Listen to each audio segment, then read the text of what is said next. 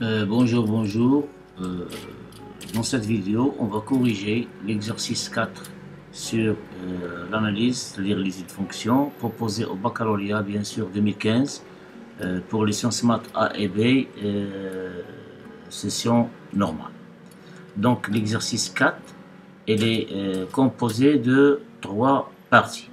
La partie 1, soit la fonction f numérique définie sur 0 fermé plus l'infini, par f de 0 est égal à 0, et f de x est égal à x qui multiplie 1 plus ln au carré de x, si x strictement positif. Et soit c, sa représentation graphique dans un repère orthonormé OIJ. La question 1, calculer les limites de f de x quand x tend vers plus l'infini, et limite de f de x quand x tend vers plus l'infini, puis interpréter graphiquement les résultats obtenus. Deuxième question, dans cette petite question petit a, montrer que la fonction f est continue à droite en 0. Petit b, calculer la limite et limite de f de x quand x tend vers 0 plus, puis interpréter graphiquement le résultat obtenu. Petit c, calculer f' de x pour tout x strictement positif, puis on déduire que la fonction f est strictement croissante sur 0 ouvert plus l'infini. Pour la troisième question de la première partie, petit a, montrer que la courbe C admet un point d'inflexion d'abscisse E-1.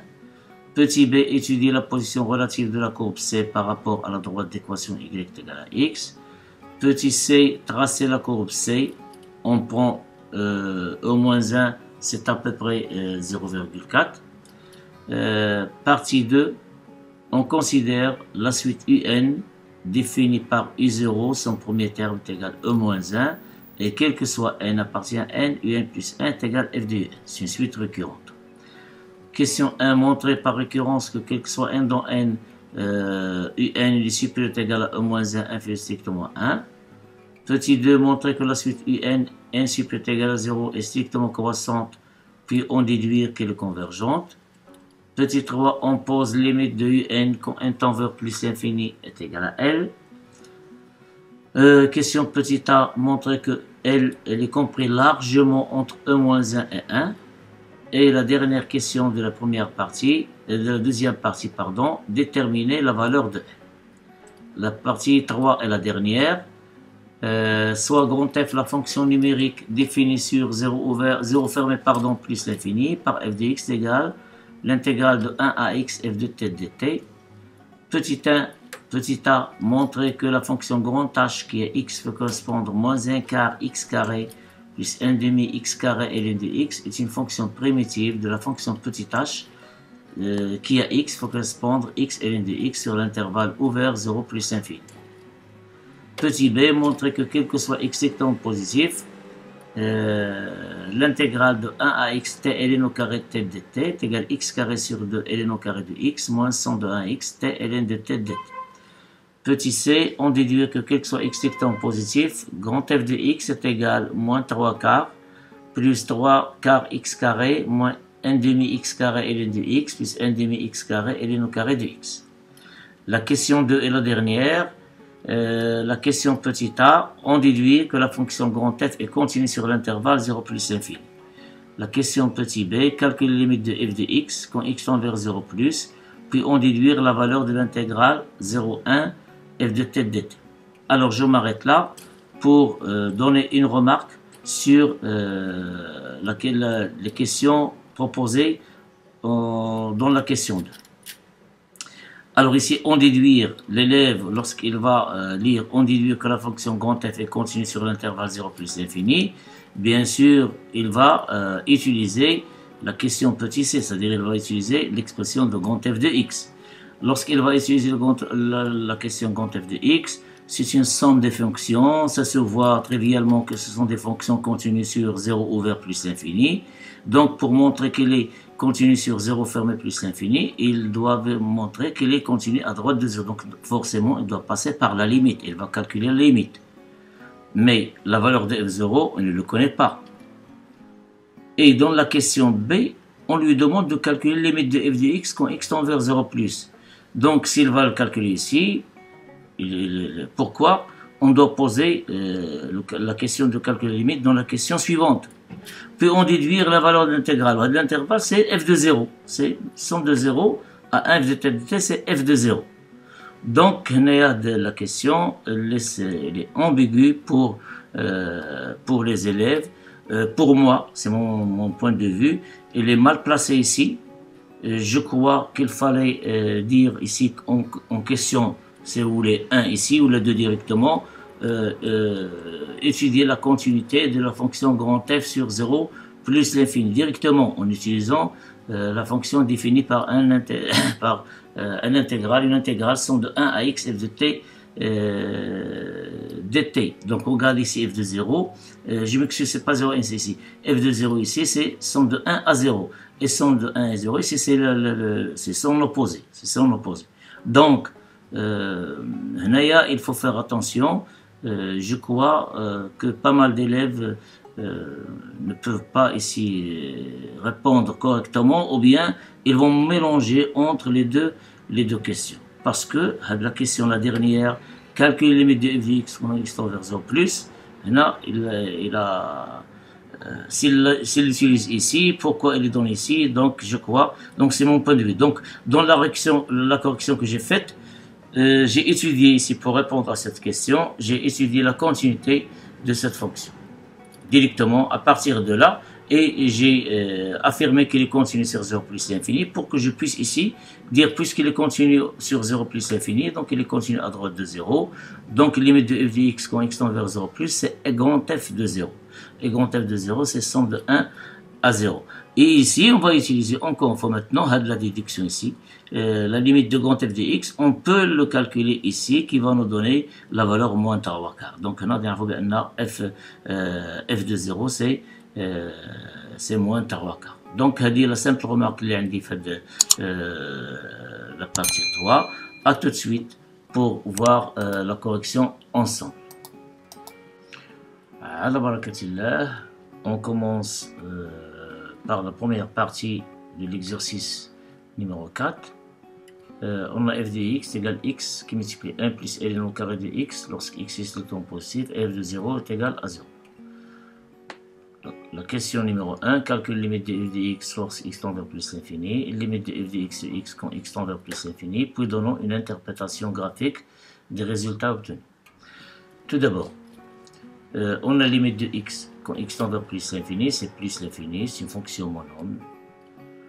Limite de 1 plus ln au carré de x quand x tend vers plus l'infini est égal à plus l'infini. Pourquoi? Parce que on sait que limite de ln de x quand x tend vers plus l'infini, c'est plus l'infini. Donc élevé au carré, il reste plus l'infini. En lui ajoutant 1, il reste toujours plus l'infini. Et limite de f de x sur x quand x tend vers plus l'infini est égal à limite lorsqu'on divise par x différent de 0, on obtient une limite de 1 plus ln au carré de x quand x tend vers plus l'infini qui est égal à plus l'infini, c'est déjà calculé ici. Donc en conclusion, on a limite de f de x quand x tend vers plus l'infini, c'est plus l'infini, et limite de f de x sur x quand x tend vers plus l'infini, c'est plus l'infini. De ces deux résultats, bien sûr, on déduit que c'est la courbe représentative de f admet une branche parabolique de direction l'axe OY au voisinage de plus l'infini. La question de petit a montrant que f est continu à droite de 0. Alors pour cela, on doit calculer limite de f de x quand x tend vers 0 plus, à droite de 0. Limite de f de x lorsque x tend vers 0 plus, on vient par valeur supérieure, c'est limite de, en développant, puisque la fonction f de x, c'est x qui multiplie 1 plus ln au carré de x. Donc, dans ce cas, on a besoin de développer x fois 1 plus x ln au carré de x. Donc, c'est limite de x plus x ln au carré de x quand x tend vers 0 plus. Alors, comme limite de x quand x tend vers 0 plus, c'est 0. Et limite de x ln au carré de x quand x tend vers 0 plus. Alors, il faut faire attention ici. C'est vrai, il est égal à 0, mais ce n'est pas une limite usuelle. Il faut justifier pourquoi la limite de x ln au carré de x quand x tend vers 0 plus est égal à 0. Les limites qui sont usuelles de cette forme sont les limites des fonctions x à la puissance n ln de x. Donc il faut faire attention, s'il vous plaît. Alors pour montrer cela, donc on va écrire x comme un carré. Donc pour cela, on va s'en servir de racine carrée. Donc racine de x au carré, c'est x. Donc il faut faire entrer ici la racine carrée de x. Or, ln de racine carrée de x, c'est 1 demi ln de x. Donc puisque nous, on a ln de x, ln de x est égal 2 fois ln de racine de x, est élevé au carré. Donc c'est 4 ln au carré de racine carrée de x. Et comme x on l'a écrit, c'est racine de x au carré. Donc on obtient C4, racine carrée de x, ln de racine carrée de x, le tout au carré, quand x bien sûr tend vers 0. Et on va faire le changement de variable suivant t égale racine carrée de x. Quand x tend vers 0 plus t tend vers 0, plus aussi. Donc limite de t, bien sûr ici 4, t ln de t au carré, quand t tend vers 0 plus. Voilà, à l'intérieur, on doit avoir limite de t ln de t, c'est 0, c'est une limite usuelle lorsque t tend vers 0 plus. Donc lv au carré c'est 0, multiplié par 4 c'est 0. Donc limite de x ln au carré de x quand x tend vers 0 plus, c'est aussi 0. Et par suite, limite de f de x quand x tend vers 0 plus, c'est 0. 0 plus 0, c'est 0. Or, 0, c'est f de 0. D'où f, il est continu à droite de 0. La question petit b, calcule limite de f de x sur x quand x tend vers 0 plus et donnant une interprétation graphique de résultat. Alors, on a limite de f de x sur x quand x tend vers 0 plus. En divisant par x, il reste la limite de 1 plus ln au carré de x quand x tend vers 0 plus. On a la limite de ln au carré de x quand x tend vers 0 plus est égal à plus l'infini. Pourquoi? Parce que la limite de ln de x quand x tend vers 0 plus c'est moins l'infini.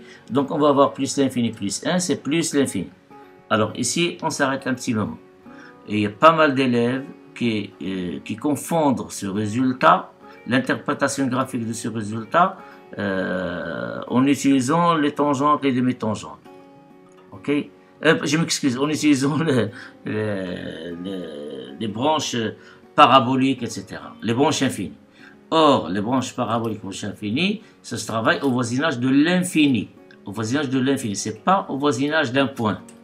Donc, il y a deux sortes d'interprétations graphiques. Lorsqu'on parle des dérivabilités, on interprète avec les tangentes, les demi-tangentes, etc. Et lorsqu'on travaille avec les limites au voisinage de plus l'infini, des formes par exemple f de x sur x, là on parle des branches paraboliques. Donc s'il vous plaît, il faut faire de attention. Donc ici, comment on va faire pour faire apparaître l'idée qui nous pousse à réfléchir ou bien à travailler, à utiliser la dérivabilité. Donc on va écrire f de x sur x, la forme puisqu'on travaille à droite de 0, on va écrire ici, bien sûr c'est fort possible, c'est possible, c'est f de x moins f de 0 sur x moins 0. Alors voilà, j'ai écrit, mais à partir de là, on peut déduire la déduction. Mais on peut expliquer encore mieux. Et puisque f de 0 est égal à 0, ce dernier résultat s'écrit comme limite de f de x moins f de 0 sur x moins 0, quand x tend vers 0 plus est égal à plus l'infini. Alors ici, ça se voit clairement que l'interprétation qu'on va utiliser, c'est il est relativement lié à la dérivabilité et les tangentes, demi-tangentes, etc. Donc ce qui montre que f n'est pas dérivable à droite en 0 et que la courbe C admet à droite du point O de coordonnées 0, 0 ou bien au point d'abscisse 0, mais c'est pas au point 0. Le 0 c'est un point sur l'axe réel ou bien sur l'axe des Y. Donc au point O de coordonnées 0, f de 0 qui est égal à 0, une demi-tangente verticale dirigée vers le haut, puisqu'ici on travaille à droite, et le résultat nous a donné ici plus l'infini. Petit c, calculons f' de x pour tout x strictement positif et déduisons que f est strictement croissante sur 0 plus l'infini. Alors, soit x strictement positif, f' de x, donc comme f de x c'est le produit de deux fonctions x qui multiplie 1 plus ln au carré de x, on dérive tout d'abord x, on obtient 1, voilà 1, il n'est pas écrit mais c'est 1, multiplié par 1 plus ln carré de x, plus x, multiplié par la dérivée de 1 plus ln au carré de x. La dérivée de 1 c'est 0, la dérivée de ln au carré de x c'est 2 fois ln de x fois 1 sur x. 2 fois 1 sur x sur ln de x. Donc c'est ln au carré de x. Ici on va avoir x fois 2, 1 sur x, on va simplifier par x, il reste 2 ln de x plus 2 ln de x plus 1. Donc je l'écris sous cette forme pour qu'on puisse voir l'identité remarquable. Donc c'est ln de x plus 1 au carré. Donc quel que soit x strictement positif, f' de x égale ln de x plus 1 au carré. Dans la même question, on va déduire la monotonie qui est strictement croissante sur 0 plus l'infini. De cette expression, sur 0 plus l'infini, qu'est-ce qu'on déduit? Il est strictement positif. On déduit que quelque chose qui appartient à 0 plus l'infini, f' de x est strictement positif. Donc f est strictement croissante sur 0 ouvert plus l'infini. Mais dans la question ici, il nous demande de montrer qu'elle est strictement croissante à droite sur 0 fermé plus l'infini. Alors pour remédier à ça, il faut faire apparaître, ou bien il faut affirmer que f elle est continue. Et puisque f elle est continue à droite de 0, alors on a le droit de dire que f est strictement croissante sur 0 fermé. Donc voilà la réponse à cette question. La troisième question, petit a, montrons que la courbe C admet un point d'inflexion d'abscisse E-1. Alors, en général, tous les élèves, lorsqu'on trouve la question, on passe à la dérivée seconde, on calcule la dérivée seconde, on cherche si ça annule au point, par exemple ici, E-1, et on change de signe. Oui, c'est vrai, elle est correcte. Mais il y a aussi une méthode, puisqu'ici, on a, d'après cette question, la dernière question ici, petit c, 2 petits c, on a f est strictement croissant sur 0 plus l'infini, il est continu. Il est continu sur 0 plus l'infini, et strictement croissant sur 0 plus l'infini. Alors, qu'est-ce qu'on a? On remarque simplement f-1, f' de m-1, en remplaçant x par m-1, donc ln de m-1, c'est -1, -1 plus 1, c'est 0, lv au carré, c'est 0. Donc, pardon, f-1, f', je m'excuse, f' de m-1 égale à 0. Donc, la dérivée de f s'annule au point m-1. Et par suite, la courbe C admet au point d'abscisse m-1 une tangente horizontale. La pente, c'est 0. Donc, il est dérivable bien sûr sur 0 plus l'infini. Et m-1, il est inclus, il appartient à 0 plus l'infini. La dérivée s'annule. Donc, f admet au point d'abscisse m-1 une tangente horizontale en ce point. Et puisque f est continue et strictement croissante sur 0 plus l'infini, alors C, la courbe C, forcément, il va traverser cette tangente en ce point. Et d'après la définition d'un point d'inflexion, qu'est-ce que c'est la définition d'un point d'inflexion? Un point d'inflexion, c'est un point où la courbe traverse sa tangente en ce point. Alors, forcément, elle va traverser. D'où le point d'abscisse M-1 est un point d'inflexion pour C. Donc, j'ai utilisé ici la définition. Alors, si vous voulez ici, en vitesse, si je prends par exemple, c'est pas moi, alors voilà une tangente horizontale, et la courbe elle est croissante, donc forcément, elle va traverser la tangente en ce point. Alors, mes chers f strictement croissante, même, elle est strictement décroissante.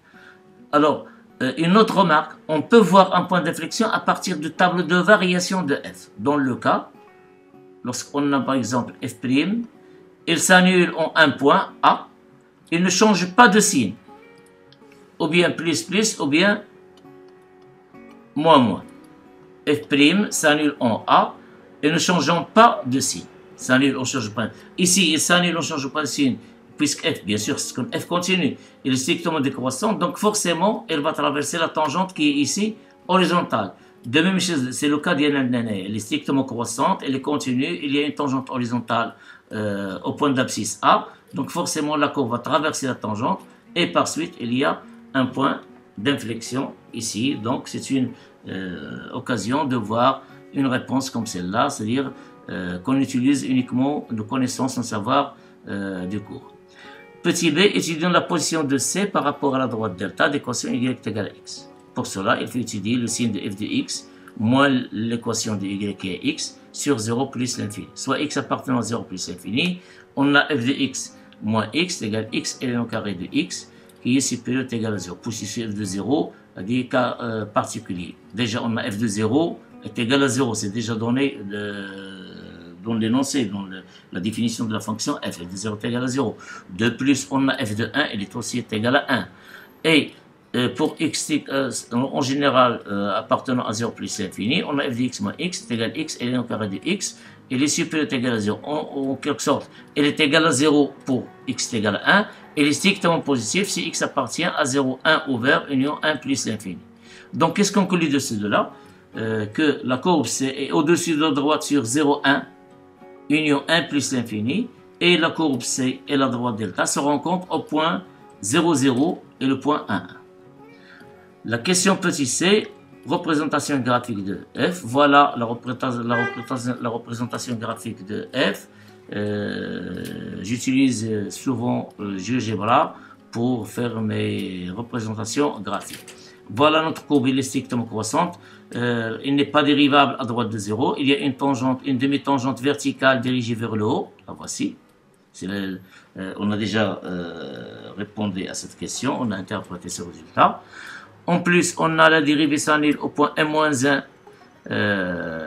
et par suite, il y a une tangente horizontale.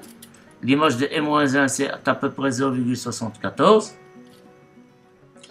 La courbe et la droite delta se rencontrent au point 0, 0 et au point 1, 1. La courbe est toujours au-dessus de la droite delta. De plus, au voisinage de plus l'infini, qu'est-ce qu'on a? Il y a une branche parabolique de direction l'axe des Y au voisinage de plus l'infini. Voilà la courbe représentative de f, bien sûr accompagnée avec le delta et les points essentiels ici. On a une demi-tangente ici et une tangente horizontale. La partie 2, on définit une suite récurrente par U0 égale M-1 et n plus 1 égale f de Un, quel que soit n appartient à n. Montrons par récurrence que quel que soit n appartient à n, Un est supérieur ou égal à M-1, il est inférieur strictement à 1. Alors, comme je l'ai dit souvent, et je le répète pour vous, pour le niveau du bac et les premières bacs, pour la démonstration de récurrence, on doit respecter ces 3 étapes. L'étape d'initialisation ou bien de vérification. Alors, on commence par la plus petite valeur de l'ensemble de référence qui est n. Pour n égale à 0, on a u0 égale m-1. Donc, u0, il est bien compris, il est supérieur égal à m-1, inférieur strictement à 1. L'hérédité, supposons que un il est supérieur égal à m-1, inférieur strictement à 1, pour un certain rang n qui est supérieur égal à 1, et montrons qu'il reste aussi vrai pour le rang juste après 1, c'est-à-dire pour un plus 1. Un plus 1, il est aussi compris largement supérieur égal à moins 1 et inférieur strictement à 1. Alors, on a cette hypothèse de récurrence, on la considère bien sûr, on a supposé qu'elle est vraie, donc comme un est supérieur égal à moins 1, et f est strictement croissante sur 0 plus l'infini, alors en appliquant f aux 3 membres de cette double inégalité, on obtient f de m-1 inférieur égal à f de n, inférieur strictement à f de 1. Et puisque f de m-1, c'est après calcul, c'est à peu près 0,74, qui est inférieur égal à m-1, dans mes calculs, j'ai fait à peu près 0,37, mais dans le texte de l'énoncé, ils nous ont donné m-1, c'est à peu près 0,4, donc c'est une valeur approximative de m-1. Et f de 1 est égal à 1, alors on voit bien que m-1, puisque f de m-1 c'est 0,74 qui est inférieur, reste toujours inférieur à m-1, donc on va avoir ici un plus 1, il est supérieur ou égal à m-1, et f de 1 c'est 1. Donc un plus 1, on a bien montré que un plus 1 il est supérieur ou égal aussi à m-1, inférieur strictement à 1. Conclusion, l'étape 3, il faut la mentionner, conclusion, d'après le principe de récurrence, on a quel que soit n dans n, un il est supérieur ou égal à m-1, inférieur strictement à 1. La deuxième question, montrons que la suite un est strictement croissante et déduisons qu'elle est convergente. Alors, on a dans la question 3b, lorsqu'on a étudié la position relative de la courbe avec la droite delta d'équation y est égale à x, on a quel que soit x appartient à m-1, 1, f de x est strictement supérieur à x. En général, la courbe de f elle est au-dessus de c sur 0, 1, ok, union 1 plus l'infini. Et m-1, 1, elle est incluse dans 0, 1. Donc f de x est strictement à x, supérieur à x. Pourquoi? Parce que c'est f, on a montré que f de x moins x, elle est strictement positif. Ici, on a privé ici le 1. Il s'annule au point 1, mais 1, il est exclu. Donc, quel que soit n dans n, puisque la suite un, ces éléments, tous les éléments de la suite n sont dans l'intervalle m-1, 1. m-1 fermé 1. Et puisque quel que soit n dans n, on peut dire que appliquer au lieu de x, on va appliquer à un. Donc on a f de un, il est strictement supérieur à un. C'est-à-dire que quel que soit n dans n, un, il est inférieur strictement à un plus 1, ce qui montre que n est strictement croissante. Et puisqu'elle est majorée par 1, alors elle est convergente. Donc maintenant, on a comme information, notre suite, elle est convergente. On ne connaît pas encore sa limite. Pour cela, dans la question 3, on a posé L, c'est un nombre réel fini, est égal à la limite du n. montrant que L, elle est comprise largement entre n-1 et 1. On a quel que soit n dans n, un, d'après la question ici de récurrence, 1. Quel que soit n dans n, un, il est supérieur égal à n-1 inférieur à 1. Et comme un est convergente, admettons L comme limite, alors par passage à la limite ici, dont le double inégalité c'est dessus, alors qu'est-ce qu'on obtient?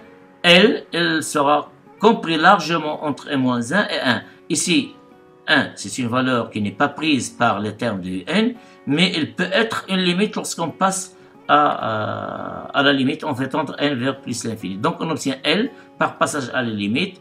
L, elle est compris largement entre moins 1 et 1. Voilà.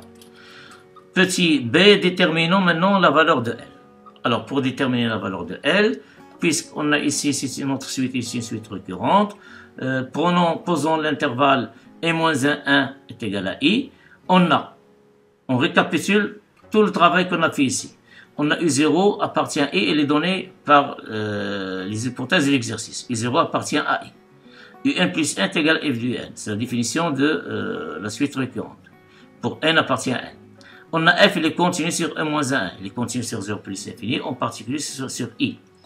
F de i-1, elle est égale à 0,74, 1. Puisque f de 1, c'est 1, même elle est exclue ici. F de i-1, on l'a vu, c'est 0,74, qui est inclus dans m-1. Pourquoi? Parce que f est strictement croissante sur i est 0,74. On a vu qu'il est inférieur exponentielle moins 1. De plus, on a vu un, il est convergente. Donc, puisque ces conditions sont vérifiées, on peut donner la conclusion que la limite de un, c'est L, c'est un nombre L, elle est donnée ici. Mais L, qu'est-ce qu'il vérifie? C'est un point fixe pour la fonction f. C'est-à-dire L est égal à f de L et L appartient à n-1, 1. Voilà. L appartient à n-1. Or, sur n-1, 1, la seule solution de l'équation f de L est égale à L et L est égale à 1. Revenons à la courbe. Voilà, sur cet intervalle n-1, 1, la seule valeur qui a même son image, c'est f de 1. 1, son image, c'est 1.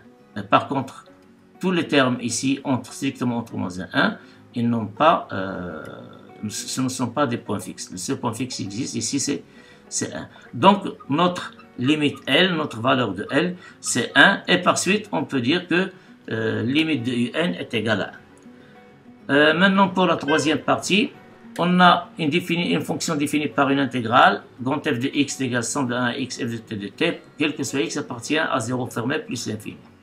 Question 1, petit a. Montrons que grand h, qui est x faut correspondre à moins 1 quart x carré plus 1 demi x carré ln de x, c'est une fonction primitive de h, qui est x faut correspondre à x ln de x sur 0 plus l'infini. Voilà, on a la fonction, ici c'est une somme de deux fonctions. La première qui est x faut correspondre à moins 1 quart x est dérivable sur 0 plus l'infini, c'est une fonction monome, elle est dérivable sur R, là où il est défini, en particulier dérivable sur 0 ouvert plus l'infini. Et la fonction qui est x faut correspondre à 1 demi x carré ln de x, elle est aussi dérivable sur 0 plus l'infini, comme produit de deux fonctions dérivables sur 0 ouvert plus l'infini. La fonction qui est x faut correspondre à 1 demi x carré, fonction monome aussi, et la fonction qui est x faut correspondre ln de x, qui est dérivable sur 0 ouvert plus l'infini. Donc notre fonction h est dérivable, grand h est dérivable sur 0 plus l'infini, comme somme de ces deux fonctions qui sont dérivables sur 0 plus l'infini. Maintenant, on va calculer sa fonction dérivée. Et quel que soit x appartient à 0 vers plus l'infini, h' de x, donc moins 1 quart fois x carré, sa dérivée c'est moins 1 demi x, plus 1 demi fois la dérivée de x carré fois ln de x, donc c'est x ln de x, plus 1 demi x carré fois la dérivée de ln de x, c'est 1 sur x. Donc c'est moins 1 demi x plus x ln de x, plus 1 demi x. On simplifie par x plus 1 demi x. 1 demi x moins 1 demi x, c'est 0. Qu'est-ce qu'il reste? X ln de x, ce n'est que petit h de x. Donc h est une primitive de petit h sur 0 ouvert plus l'infini. La question B, montrons que quel que soit x étant positif, somme de 1 x t ln au carré de t de t est égal à x carré sur 2 ln au carré de x moins somme de 1 à x t ln de t de t. Or, cette forme nous rappelle l'intégration par partie. Ici, ils n'ont pas donné qu'est-ce qu'on va faire pour trouver ce résultat, mais à partir de cette forme, on doit penser qu'on doit utiliser l'intégration par partie. Donc, il suffit de bien choisir les fonctions u et v'. Alors, soit x étant positif, puisqu'on veut montrer que ce résultat est vrai que soit x étant positif. Donc, on commence par soit x étant positif. Par une intégration par partie, en posant u de t est égal à ln au carré de t et v' de t est égal à t. Donc, u' de t, c'est 2 sur t ln de t. Et v de t primitif de v', c'est t au carré sur 2. Donc, alors, par intégration par partie, qu'est-ce qu'on obtient? En posant cela, on obtient somme de 1x t ln au carré de t de t est égal t au carré sur 2 ln au carré de t, u de t fois v de t, évalué entre les bornes x moins son évaluation au point 1, moins l'intégrale de 1 à x, u' de t fois v de t, en simplifiant par t par 2, ce qui reste t ln de t. Donc, il est égal, en évaluant ça, pour x, on obtient x carré sur 2 ln au carré de x. Pour 1, c'est 0, donc on obtient x carré sur 2 ln au carré de x, moins somme de 1x, t ln de t dt. Voilà, le tour est fait.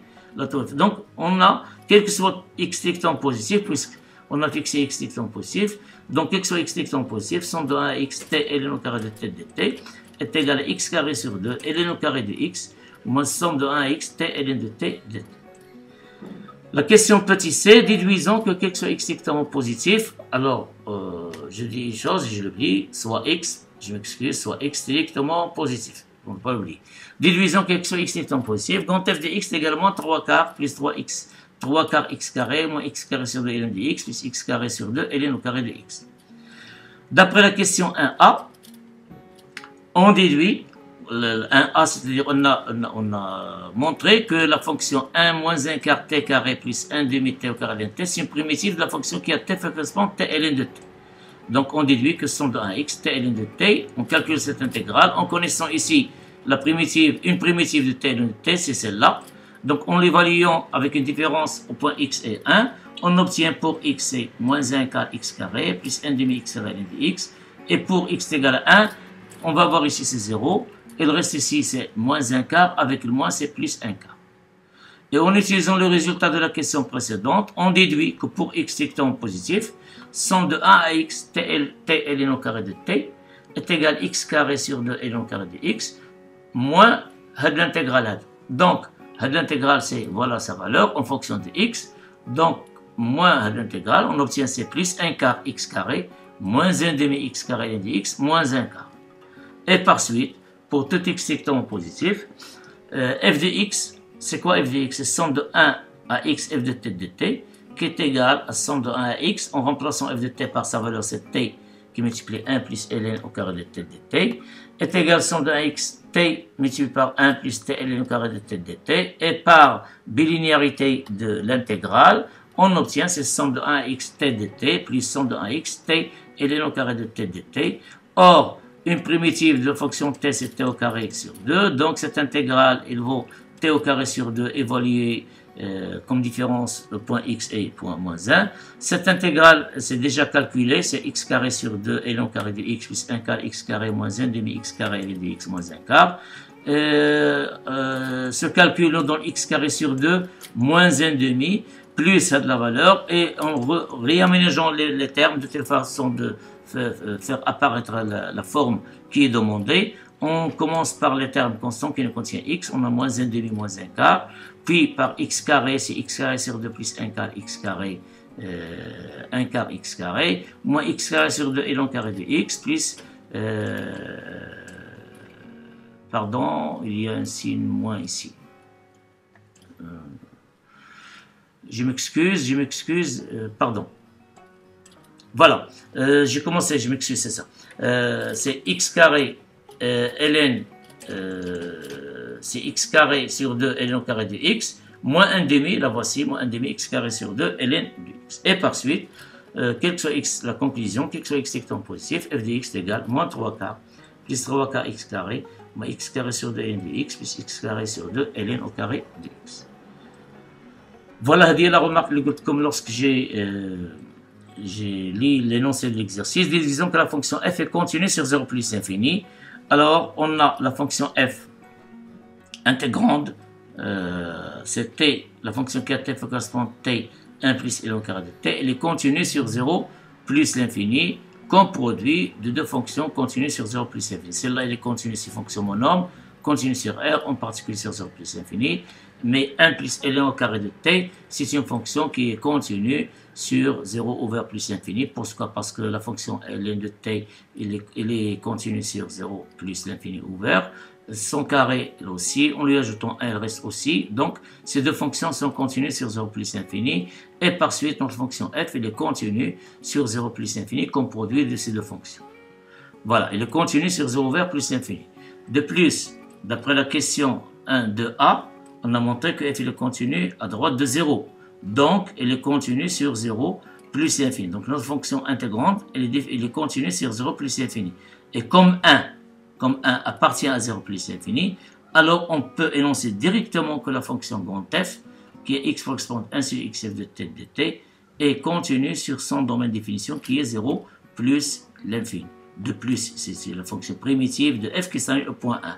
Donc elle est dérivable, donc elle est continue. Mais ce qui nous intéresse ici, c'est que sa continuité. Donc elle est continue sur 0 plus l'infini. Donc je n'ai pas utilisé ici cette expression.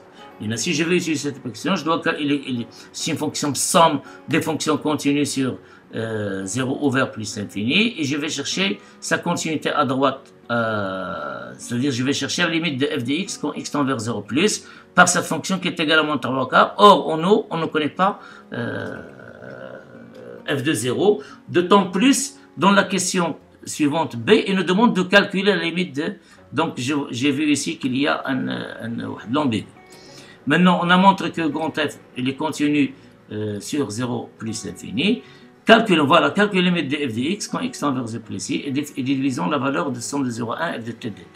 Alors, en utilisant l'expression de f, celle-là, donnée en 1c, et le fait que limite de 3 quarts x carré quand x tend vers 0 plus, c'est 0. Limite de x carré sur 2 ln de x quand x tend vers 0 plus, c'est une limite d'une limite usuelle, multipliée par une constante, c'est 0. Même chose si x carré ln carré de x, on a déjà, c'est x ln carré de x, c'est x ln de x. X ln de x. Or, x ln de x, puis élevé au carré, x ln de x tend vers 0, donc on va voir ici c'est 0. Donc 0, 0, 0, qu'est-ce qu'elle reste? Elle reste moins 3 quarts. Donc limite de f de x quand x tend vers 0 plus, c'est également 3 quarts. Voilà, on a bien répondu à la question. Alors, pour déduire la valeur de 0 à 1 f de t dt, et comme f est continue sur 0 plus l'infini, on l'a déjà montré ici, et comme f est continue sur 0 plus l'infini, alors elle est continue à droite de 0. Donc, limite de f de x quand x tend vers 0 plus, c'est f de 0. Or, d'après identification de ces deux résultats, on déduit que f de 0 est égal à moins 3 quarts. Et par suite, f de 0, à quoi est égal f de 0? C'est somme de 1, 0, f de t dt. Donc, somme de 1 à 0, f de t dt est égal à moins 3 quarts. Si vous voulez, regardez ici. On a f, elle est positive. Sa courbe représentative se situe au-dessus de l'axe d'abscisse. Voilà. D'après la courbe. Voilà. F, elle est positive. Sa courbe représentative, elle est au-dessus de la courbe. En plus, sur 0,1, elle est aussi positive. Puisqu'elle est positive, et l'intégrale de 0,1, puisque 0,1 fait le 1, l'intégrale de 0,1 de f de t dt, c'est une valeur qui est positive, c'est pas négative. Mais ici, qu'est-ce qu'on a? On a trouvé que, je m'excuse, le retard des outils informatiques, voilà, le retard de la souris, bien sûr. Alors, on a ici, c'est 1, 0, c'est pas 0, 1. 0, il est inférieur à 1. Donc, pour corriger à ça, on dirait le moins. Si on multiplie par moins, qu'est-ce qu'on obtient? Somme de 0 à 1 f de t de t est égale à 3 quarts, qui est bien une valeur positive. Voilà, c'est tout pour cet exercice d'analyse ou bien d'étude de fonction du baccalauréat 2015, session normale. On se rencontre dans une autre vidéo, Inch'Allah, pour corriger l'exercice numéro 5. Bon courage, bonne préparation à tout le monde.